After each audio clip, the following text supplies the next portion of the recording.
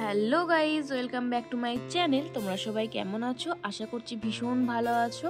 আর আমরাও বেশ ভালোই আছি, বাট টেনশনের মধ্যে দিয়ে আছি। আজকের দিনটা তো খুবই টেনশনের মধ্যে দিয়ে কাটছে আর কি। তোমাদেরকে তো বলেছিলাম দিদির দিন খুব তাড়াতাড়ি আসছে, তোমাদেরকে ডেটটা জানাইনি। তোমরা খুব তাড়াতাড়ি জেনে যাবে, সব কিছুই জেনে যাবে আস্তে আস্তে। কিন্তু আমাকে তার আগে ব্লগগুলো তো সারতে হবে, মানে যে ব্লগগুলো করে রেখেছি সেটা তো আমাকে পোস্ট করতেই হবে, তাই না? তো আজকে সেরকমই একটা ব্লগ পোস্ট করব 5th জানুয়ারিতে আমরা একটা ফিস্ট করেছিলাম, তো সেটারই আজকে ব্লগ আমি পোস্ট করছি। তো দেখো আমি কিন্তু বাড়ির বাইরের গেটে দিয়ে আসছি। আর আস্তে আস্তে কিন্তু আমাদের ওখানে মন্দিরটা দেখতে পেলে, দুর্গা মন্দির, ওটা আমাদের ওখানেতে সব রকম পুজো হয়।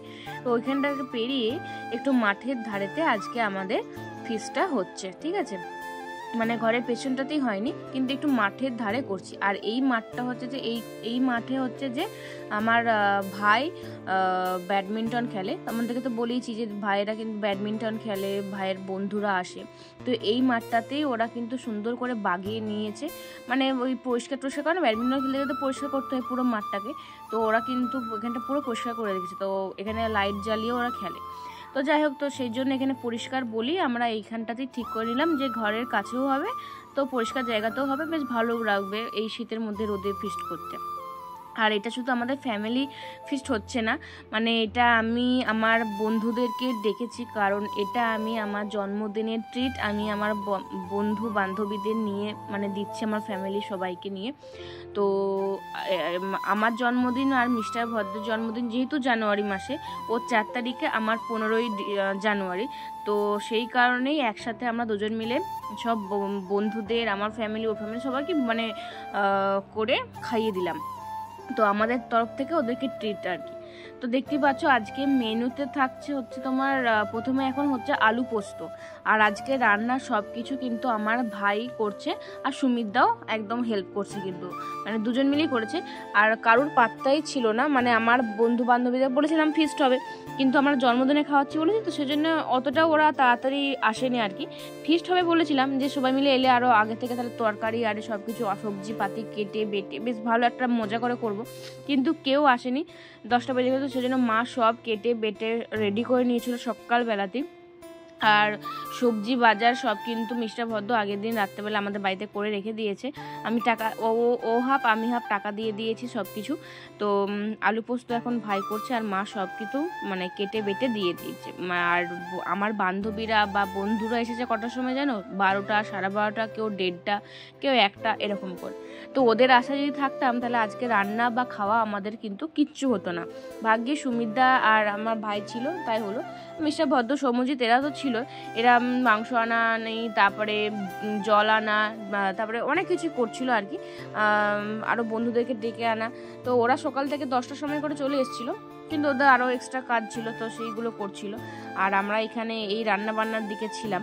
আমি তো ক্যামেরা শুধু করছিলাম, আমি আর সেরকম কিছু করিনি। তো আমি চান করতে যাওয়া বলে ঠিক করলাম। তারপরে সুমিতদা বললো যে একটু পোস্তটা দেখ কেমন হলো, একটু টেস্ট করে যা। তো আমি মেজদিকে বললাম তুই আগে টেস্ট কর। মেজদি এখানেতে ওর বর আছে যেহেতু, সে তো ওখান থেকে তো যাবেই না, যে ওকে যতই বলি তুই ঘরে বসে যা বলছে না আমি এখানেই চুপচাপ বসেই তো আছি, কিছু তো করছি না। আর ও তো জানো চুপচাপ বসে থাকতে পারে না। তো ও বলছে নাকি খুব সুন্দর হয়েছে, ওর রান্নাতেও কিন্তু হেল্প করছিল, যে কোনটাতে কি কম হয়েছে বা একটু নাড়ানাড়ি সব কিন্তু কিছু করছিল। বারণ করলো শুনে না, যেহেতু ওকে বারণ করে লাভ নেই। আমিও খেলাম, বেশ ভালোই লাগলো। তো চলো এরপর আমি স্নান টান করে চলে আসি, আবার পরে দেখা হচ্ছে, ঠিক আছে? 1,000 years later. তো দেখো আমি কিন্তু স্নান টান করে আমি আবার এসে গেছি অনেকক্ষণ পরে, বুঝতেই পারছো। এখন কিন্তু দেখছি কড়াইতে টমেটো আর সব কিছু দিয়ে নাড়ানি হচ্ছে। কী হচ্ছে বুঝতে পারছো? আমার চাটনি হচ্ছে, টমেটোর চাটনি হবে। তো সেইটারই এখন রান্না বান্না করছে। চিনিও পড়ে যাচ্ছে। ভাই আর সুমিতা মিলেই করলো, ভাগ্যিস ওরা ছিল, নাহলে যে কি হতো ভগবান জানে, বললামই তোমাদেরকে। তো এদিকে তো রান্নাবান্না হচ্ছে, আর তারপরে ওনারা এসে হাজির হয়েছেন। অনেকদিন পর আমার বান্ধবীরা এসেছে, তারাও তোমাদের দেখাচ্ছি।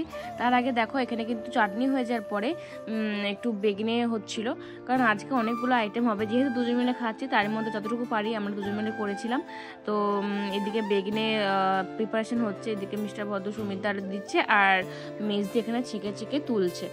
মেজদিকে বারণ করা হচ্ছিলো, আমার বান্ধবীগুলো বলছিল যে দিদি তুমি বসো আমরা করে দিচ্ছি, কিন্তু ও বললো যে না এটা করতে সেরকম কিছু লাগে লাগছে না, তো আমি করে নিচ্ছি। তো সেজন্য ওই যে বেগনেগুলো ছাঁকাছাঁকি চলছে। আর আমার বেগনে খেতে না খুবই ভালো লাগে। আমি যখন কোথাও যাই ভাবি যে আজকে এরকম খাবো, বেশ ভালো করে খাবো, কিন্তু খাবার টাইমটাই হয়ে গেলেই মানে বসে পড়লি আমি আর কিছু খেতে পারি না। এটা যে কি বাজে রোগ কি বলবো, তোমরা দেখতেই পাবে লাস্টে আমি কতটুকু খাই, মানে কিচ্ছু খেতে পারি না, কিচ্ছু না। তো দেখো ওদিকে রান্নাবান্না তো চলছে, আর এদিকে এখন এরপরে সব শেষে এখন হবে মাংস, আর সেজন্য মাংসটাকে ম্যারিনেট করে নিচ্ছে আমার ভাই আর কৌশিক মিলে। হলুদ গুঁড়ো, লঙ্কা, তারপর তেল, লেবু, নুন সবটুকু দিয়ে ভালো করে কিন্তু ম্যারিনেশন করে নিচ্ছে। দেন ওরা ওই যে রান্না করছে ততক্ষণ এটা একটুখানি চাপা দেওয়া থাকবে। আর একটু বাইরে নয়েজ আসতে পারে, কারণ আমি বাইরে রোদে বসে ভিডিও এডিট করছি, তাহলে বুঝতেই পারছো অনেক কিছু সাউন্ড আসবে চারিদিক থেকে। তো দেখো আমি কিন্তু রেডি হয়ে চলে এসেছি, আর এদিকে সবাই এখন বসে আছে। আর প্রচণ্ড পরিমাণে রোদ, প্রচণ্ড মানে প্রচণ্ড। আর যেদিকে রোদ সেদিকে উল্টো দিকেই বসে আছে, কিন্তু একটুখানি রোদের দিকে না ঘুরলে তো আবার ভিডিও দেখতে ভালো লাগবে না, সে একটা ফোকাসিংটা বাজে নেবে। তো এই যে সুহানা হাই করে দিচ্ছে, অনেক দিন পর ওকে দেখছি, অনেক দিন পর ও এসেছে। আর এদিকে সহেলি, দেবলীনা, সুদীপা, দেবস্মিতাও অনেকদিন পর এসেছে। মানে বাকিদের তো তোমরা দেখেইছো, আর দুজনকেই দেখো না, সুহানা দেবস্মিতাকেই তোমরা দেখো না খুব একটা আমার ভিডিওতে। দেবস্মিতার বাড়ি হচ্ছে যে জয়রামবাটি ওই সাইডে, আর সুহানারও সরষে থেকে, কিন্তু ও যেহেতু চাকরি করে সেজন্য এখন খুব একটা আসতে পারে না সবসময়। তো এইদিকে ওরা হচ্ছে যে কষা মাংস খাচ্ছিল, তো আমি বললাম যে আমার জন্য একটা রাখবি, আমি একটু খাবো, খেয়ে টেস্ট করে দেখবো কেমন হয়েছে। তো তারপরে ওই যে সয়েলি আমাকে একটু খাইয়ে দিল, বেশ ভালোই হয়েছে, কিন্তু আর একটু সিদ্ধ হওয়া তখনও বাকি ছিল, আর একটু নুনটাও কম কম লাগছিলো, সেজন্য ওকে বলে দিলাম যে একটু সিদ্ধ হতে হবে। বললো হ্যাঁ, এখনও সেরকমভাবে পুরোপুরি হয়নি। তো দেখো যাই হোক, কী যে বলবো, এই পুরো ব্লগে বকতেই আমি পারি না। তোমাদেরকে হ্যাঁ একটা কথা না বলি নয়, তোমরা ওই যে ব্লগটা মেজদিকে নিয়েছে মানে পোস্ট করেছিলাম, যে মেজদির খুব শরীর খারাপ হয়েছিল, হসপিটালে ভর্তি হতে হয়েছিল, তো তোমরা এত এত ভালোবাসা দিয়েছো, তোমরা মানে মানে কি বলবো, যে যেখান থেকে পেরেছো যে সাহায্য করার জন্য বেশ অনেক অনেক হাত বাড়িয়ে দিয়েছো। যে আমার দিদি ওখানে থাকে, আমার দাদা ওখানে থাকে, তোমাদের চাইলেই তোমরা আমাকে বলবে, কোনো অসুবিধাতে পড়লে আমাকে বলবে, আমি আমার দিদিকে বলবো, আমি আমার দাদাকে বলবো, আমার দাদা ওটিতে থাকে, বলছে আমার দিদি ওখানে রিসেপশনে থাকে। তো ভীষণ ভীষণ ভালো লাগছিলো।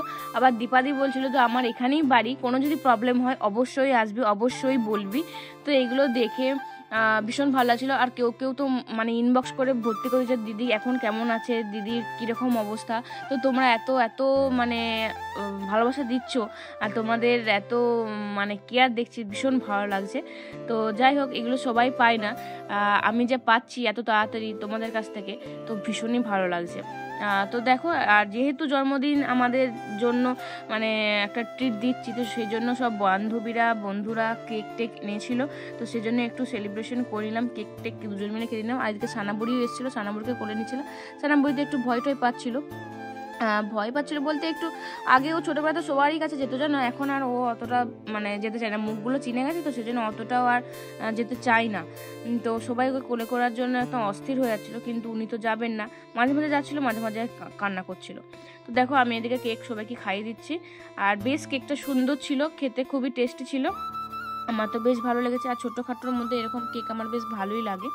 তো আমি কিন্তু মিস্টার ভদ্রের জন্য আগের দিনকে একটা কেক কেটে নিয়েছিলাম, কিন্তু সেটা মেজ দিকে ভিডিও করতে বলেছিলাম, ও লেলাগিরি করে কি করেছে ভগবান জানে, একটুও ভিডিও নেই, কোনো ছবি নেই, কিচ্ছু নেই, পুরো নাথিং, পুরো গ্যালারি আমার ফাঁকা। তো ভীষণই মনটা খারাপ লাগছিলো যে আমি কিছুই মানে স্মৃতি ধরে রাখতে পারিনি, যে কেক কাটলাম বা ছবি তুললাম, কিছুই আমি করে রাখতে পারিনি, তোমাদের সাথে শেয়ারও করতে পারিনি। তো যাই হোক, কিছু করার নেই, চলে গেছে যেটা, আর তো ফিরে পাওয়া যাবে না, মন খারাপ করে লাভ নেই। এদিকে এখনও কেক খাওয়াই চলছে। আর ব্লাস্টারটা সব সময়ের জন্য কোনো দিন আমরা ফাটাতে পারিনি, লাস্টে ফুটো করে ঝুজ্জি করতে হয়, এটাই হচ্ছে প্রবলেম। তো চলো, এরপরে আমার হচ্ছে যে সবথেকে বেস্ট পার্ট যেটা লাগে জন্মদিনে, গিফট পাওয়া। মানে এটার জন্যই আমি অপেক্ষা করে থাকি যে কখন আমি মানে গিফট পাবো, সবাই একে একে দিতে আসবে, সেজন্য বলছিলাম যে দে কে কে দিবি, আমাকে দিয়ে যা, বেশি ওয়েট করতে পারছি না, দিয়ে যা আমাকে কে কে দিবি। তো সুহানা আর সুদীপা মিলে চলে এসছে, প্রথমেই হাত বাড়িয়ে দিয়েছে, ওরা এই সানগ্লাসটা দিয়েছে, তো আমার ভীষণই ভালো লেগেছে, সত্যি খুব ভালো হয়েছে। সবসময় তো অন্যরকম সানগ্লাসই পরি, এইরকম সানগ্লাসগুলো খুব একটা এখন পরা হয় না, আগে পরেছি কিন্তু এখন আর পরা হয় না, তো সেই জন্য একটা পেয়েছি, মানে এটা পেলাম, বেশ ভালো লাগছে, এরপর এটাও পরতে পারবো। তারপরে এদিকে দেবলীনা এসে গেছে। আর দেবলীনা, চলো দেবলীনা দেখি কি দিয়েছে। দেবলীনার গিফটটা আমার বেশ পছন্দ হয়েছে, কারণ আমি এরকম গিফট ভীষণ পছন্দ করি। তোমরা দেখেইছো সিলভার জুয়েলারি আমার খুবই পছন্দ, তো সেই কারণে এতটাই পছন্দ যে আমি এই সোয়েটার, জামা সব কিছুর উপরে কিন্তু এই জুয়েলারিটা পরে নিয়েছি। আর এই সোয়েটারটা এখনও খুলিনি, কারণ কি বলতো, এত রোদ, আমি একটুতেই মানে ওইটুকুর মধ্যে একবার সোয়েটারটা খুলিনি, তাতেও আমার হাত পা যেন সব কালো হয়ে গেছে, একটা স্পট, আমার মেজদির তো মুখটা পুরো স্পট পড়ে গেছে। তো সেজন্য আমি সোয়েটারটা একদমই খুলতে চাইছিলাম না, যেহেতু ঘরের সোয়েটার এটা, আর বন্ধুরা সবসময় দেখছে, তো আমি অতটাও ঠিক আছে, একই সোয়েটার পরলে কিছু ক্ষতি নেই। আর তারপরে দেখে দেখো দেবস্মিতা এসেছে। দেবস্মিতা কি দেয় চলো দেখি। তো ও একটা কিন্তু খুবই সুন্দর একটা জুয়েলারি দিয়েছে, বেশ একটা হারের সেট দিয়েছে, কিন্তু আমি এইগুলো কোনো দিন পরিনি। ও এটা আমাকে ফার্স্ট টাইম মানে দিল, তো আমারও ফার্স্ট টাইম এটা আমি পরবো, কোনো এক সময় অবশ্যই পরবো। সাউথ ইন্ডিয়ান সাজলে দেখবে এই সুন্দর হারগুলো কিন্তু দারুণ দেখতে লাগে, তো আমি কোনোদিনও কেনা হয়নি যে আমাকে ভালো লাগবে কি ভালো লাগবে না, তো সেই কারণে এটা কেনা হয়নি। তো অবশ্যই এরপরে আমি পরবো, যেহেতু আমাকে দিয়েছে, নিজে কিনতে ইচ্ছে করছিল না আর কি। তো যাই হোক, তারপরে এদিকে আমি তো সব গিফট পেয়ে গেছি। আর সায়নিকা, সহেলি, তো ওরা সবাই বলছিল যে আমি, সায়নিকা তো আসতেই পারবে না বলছিল, তো ও বলছে আমি তোকে পরে গিফট দিয়ে দেবো। সহেলিও বলছে তোর গিফট তোর জন্মদিনের আগে পৌঁছে যাবে। তো দেখা যাক কি হয়, তোমার সাথে সবটাই শেয়ার করব। তো তারপরে অনেকক্ষণ পরে কিন্তু আমরা খেতে বসে পড়েছি। আর ওরা যেহেতু বাড়ি যাবে সেজন্য আগে একটু বসে পড়েছে, কারণ অনেকটাই লেট হয়ে গেছিলো। ফিস্ট মানে বুঝতেই পারছো, এটা তো লেট হবেই, সবাই আসবে যাবে, চান টান করবে। তো ওরা আবার মিনিতে চান করতে গেছিলো ছেলেগুলো, তো সেই জন্য ওখানটাতে অনেকটা লেট হয়ে গেছিলো, আসতেই চাইছিল না। এদিকে দেখো আমাদেরও কিন্তু আরও গেস্ট এসে গেছে। ওরা তো মেন গেস্ট, তাই না, ওদেরকে না থাকলে হয়, ওরাই তো লাস্টেরগুলো খাবে। তো ওদেরকেও কিন্তু আর যেসব বেড়ে গেছিলো সেগুলো সব মাখিয়ে মুখিয়ে দেওয়া হয়েছিল। তো চলো এরপরে আমিও খেতে বসে পড়বো। অনেকক্ষণ এদিক সেদিক করা হলো, সকাল থেকে একদম না খেয়েই ছিলাম, কিছু খাওয়া সেরকমভাবে হয়নি।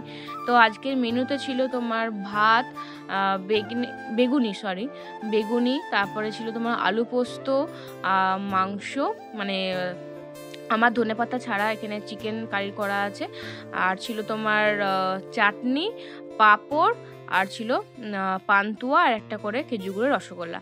তো আর এই মিষ্টিটা দিয়েছে হচ্ছে সুমিতদা, কারণ সুমিতদাকে সবাই মিলে ধরেছিল যে দাদা তোমাকে কিছু দিতে হবে, তো সেই জন্য সুমিতদা এই মিষ্টির টাকাটা দিয়েছিল কিনতে। তো এই ছিল আজকের মেনু। তোমাদের মেনুটা কেমন লাগলো জানি না, আমার আর মিস্টার ভদ্রের তরফ থেকে এটা সবার জন্য ছিল ট্রিট। তো এই ছিল আজকের পুরো ব্লগ, কেমন লাগলো অবশ্যই জানাবে, যদি ভালো লাগে অবশ্যই লাইক কমেন্ট শেয়ার করে দিও। আর যারা এখনো পেজটাকে ফলো করেন তাড়াতাড়ি ফলো করে না, কারণ অনেক সুন্দর সুন্দর ব্লগ আসছে। তো চলো টাটা।